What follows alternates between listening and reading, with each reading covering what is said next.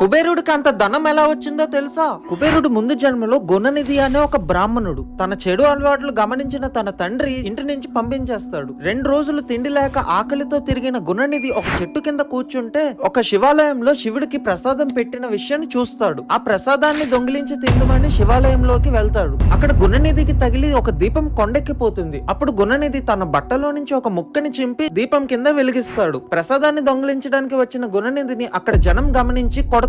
దాంతో గుణనిధి చనిపోతాడు. తన పాపాల వల్ల యమలోకానికి తీసుకువెళ్ళడానికి యమదూతలు వస్తే 2 రోజులు ఉపవాసం ఉండి దీపం పెట్టినందుకు గుణనిధిని శివుడు కాపాడి దమనుడు అనే ఒక రాజకుమారుడి కింద మళ్ళీ జన్మించేలా చేస్తారు. దమనుడు ఎంతో కఠోరంగా శివుడికి తపస్సు చేయగా శివుడు వచ్చి కుబేరా అని కొత్త నామకరణం చేసి ఆ సిరి సంపదను మొత్తం కుబేరుడికి ఇస్తాడు. తెలుసో తెలియకో శివరాత్రి రోజు దీపం పెట్టడం వల్ల వ్యసనాలతో ఉన్న గుణనిధి కుబేరుడిలాగా మారుతాడు. చెప్పండి హర హర మహాదేవ.